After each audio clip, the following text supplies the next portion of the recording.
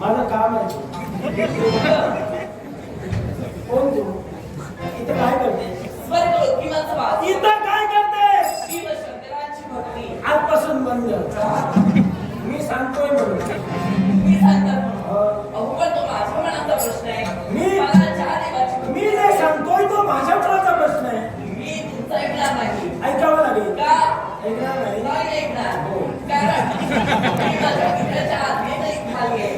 शिवशंकराची भक्ती करायला 4 महिन्यांची भक्ती आता होईल तेव्हा तिथून जाईल. कोण तुझा बाप?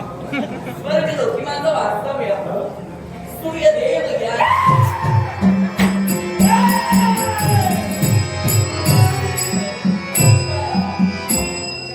माझ्या पित्याचं नाव ऐकता आपण या गप्पीत बांधलात की काय?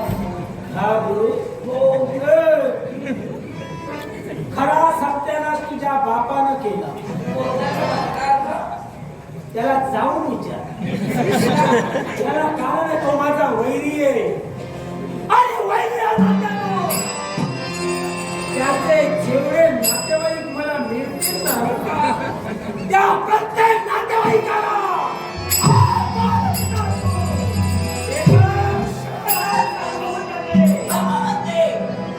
आपले वैरी आहे ते माझे पिताची आणि आता सापडत मला वैऱ्याची कन्या आपण वैरी ठरवू पाहता. एक लक्षात ठेवा. एक काय हजारो साल आपले वैरी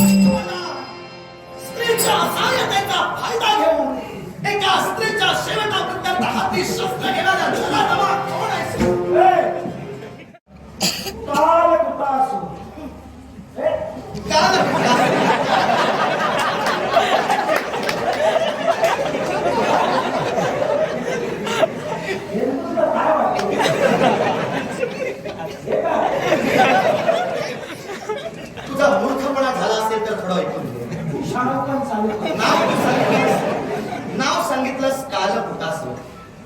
मग कालकुटासूर तुझं बोलणं आणि तुझी कृती मी नराधमाची ठरवली याच्या मुळाशी कारण होतं. एका स्त्रीकडे आपला पुरुषार्थ जिथं तू साध्य करू पाहत होता, एका स्त्रीच्या नाशापेक्षा हाती शस्त्र ठेवून आणि स्त्री जातीचा स्वाभिमान पायदळी तोडून एका स्त्रीकडे आपले पराक्रम तू सिद्ध करू पाहत होतास. अर्थात स्त्री जातीला तुच्छ लेखणारा पुरुष माझ्या दृष्टीनं नराधम आहे. माझं बोलून झालेलं नाही. माझं बोलून झालेलं नाही. पण माझंही म्हणजे काय तूच बोलणार आहे. इथं अधिकार कुणाचा? तू आलायस कुठं ते तुला माहित आहे.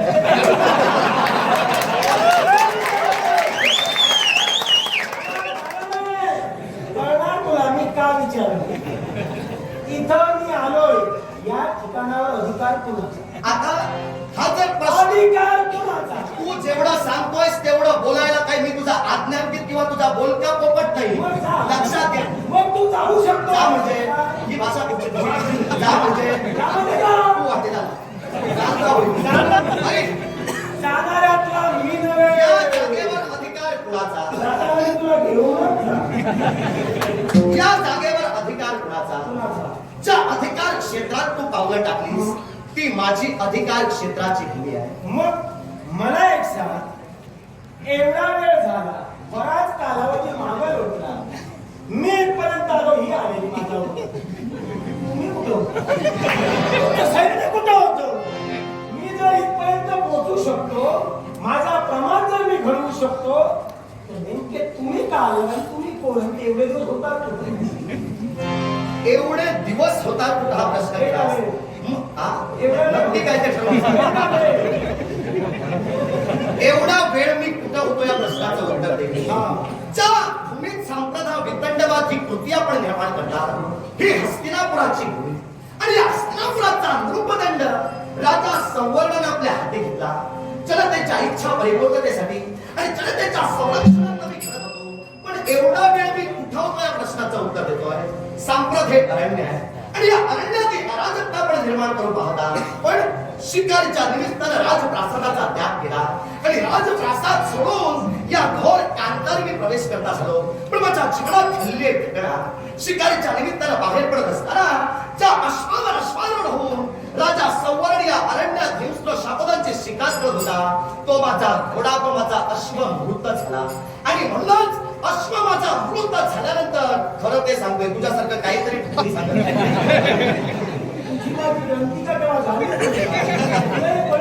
आल्याला बोलण्याच्या पद्धतीवरून मी समजून गेलो. राजाचा तिसरा नेत्र आहे, राजाचा तिसरा नेत्र आहे. ज्ञानचक्षुयोगे मला सर्व काही समजतंय. ते बा तुला समजलं कसं? तू होतास कुठं? असले नको ते प्रश्न माझ्या समोर तू काय म्हणालास? हिच्या समवेत पराक्रम गाजवितो.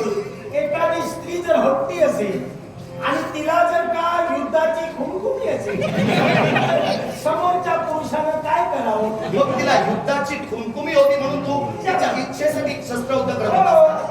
तिला मारत होतो मी. आता तू काय बोल? योग्य काय बोलतो तिला कळत नाहीये. माझा हट्ट आहे का? हस्तिनापुराच्या भूमीत तू वितंडवाद निर्माण केलास.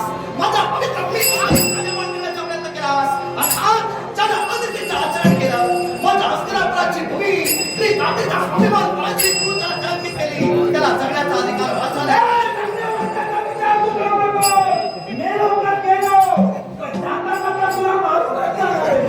मला मारण्याची जर भाषा बोलत असतील तर आता खोलात जाऊन तुला विचारतोय. माझ्या एका प्रश्नाचं उत्तर मला तुझ्या मुखातून हवं आहे. मी तुझा बघा, तू म्हणाला प्रत्येक गोष्टीची तुला विस्तृत करून सांगायला मी तुझा आज्ञांकित नव्हे. मग मी तुझा कसा आज्ञांकित? प्रत्येक गोष्ट विस्तृत करून सांगायला मी तुझा आज्ञांकित नव्हे असं मी कधी म्हणलं? आता मला तुझ्या पूर्वजांच्या ख्यातिकीर्तीला आणि तुझ्या वक्तव्याला कलंकित करण्याचा प्रयत्न झालं तरी चालेल, पण फक्त माझा एक तू काल कुठासून तुझं नाव सांगितलंस. अर्थात राजघराण्यांची वंशावळ ही लिहून ठेवली जाते. अर्थात राजघराण्यात जो जो राजकर्ता जन्माला येतो त्या राजकर्त्याला 12 वर्षाच्या प्रदीर्घ कालावधीत गुरु आश्रमात इतरत्र राज्यांची, देवगणांची, यक्ष, किन्नर, गण, गंधर्व यांची सविस्तर माहिती दिली जाते. अर्थात तुझी ओळख ज्यावेळी तुझ्या नावानिशी तू सांगितलीस त्यावेळी मी समजून चुकलो तू कोण आहेस. मग जर तू माझ्या अधिकार भूमीत येऊन जर मलाच उठण्याला उलट शब्दाने ताडण करत असशील तर मला एक गोष्ट तुझ्या मुखातून ऐकायची आहे. ज्या हेती प्रयती यांच्या कुला तुमचा खेळार्थाला जन्म झाला. हेतीपासून यक्ष आणि प्रहेतीपासून राक्षस जन्माला आले. प्रहेतीच्या कुशिकला खऱ्या अर्थानं विद्युतकेशीच्या कुशिकला सुकेशी आणि सुकेशीच्या कुशिकला माली सुमाली माल्यवान आणि यांचा स्वाभिमान घेऊन झटणारे त्या मागचे तुम्ही उपट सुनले. मग मला एकच तुला विचारायचं आहे, जर तुझ्या पूर्वजांचा इतिहास हा आतापर्यंत धर्मशास्त्राच्या न्यायावर जर चालला, तुझे आजपर्यंतचे पूर्वज हे आपल्या पराक्रम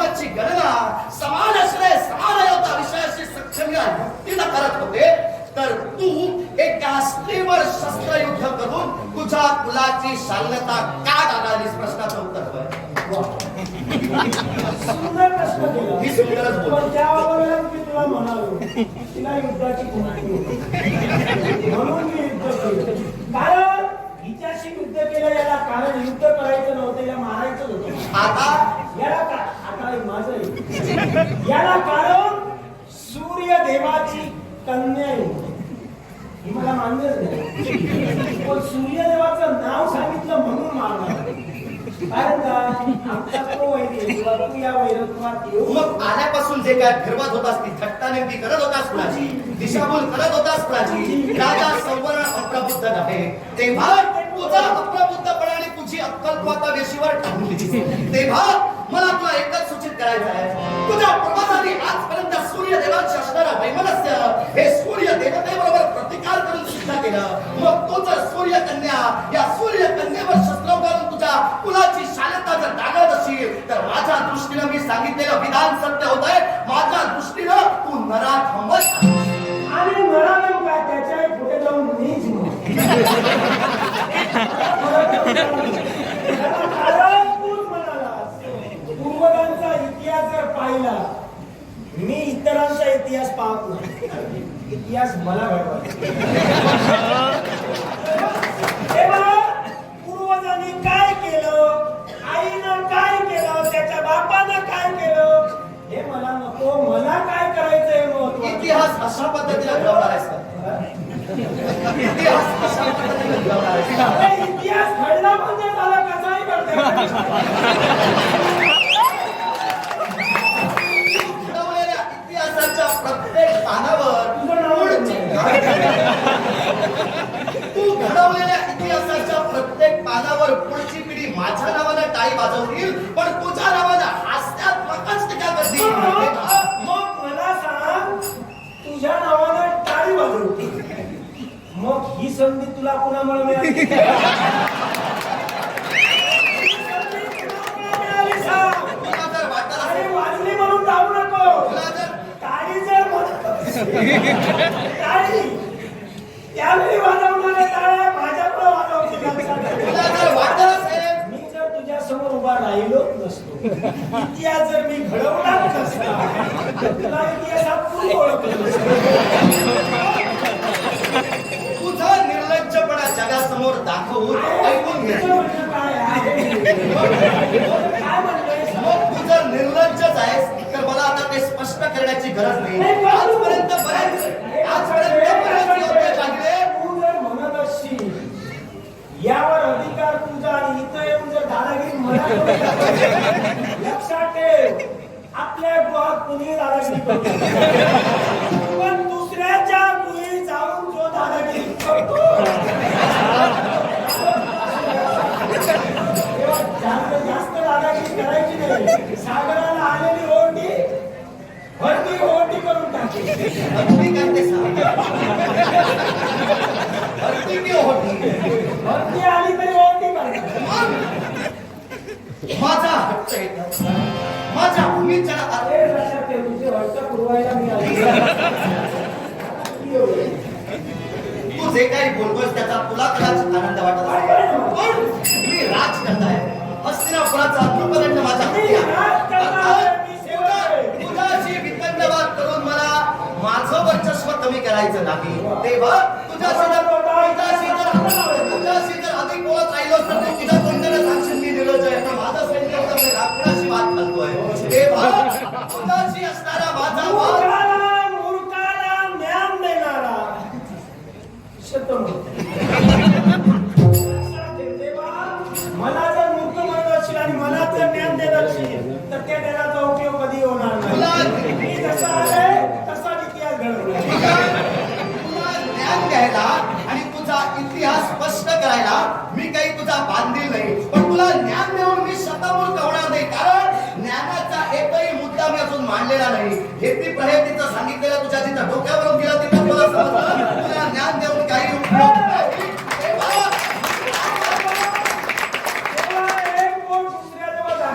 चार बोट तुझ्या जवळ पण माझी सवयी थोडी वेगळी आहे. मी दुसऱ्याकडे एक बोट दाखवतो तेव्हा अधिकाराची चार बोट माझ्याकडे ठेवतो. तेव्हा कोण माझे अधिकार माझ्याच अधिकार क्षेत्रात येऊन जर बोलण्याची भाषा करत असेल तर तू जास्त जात असेल.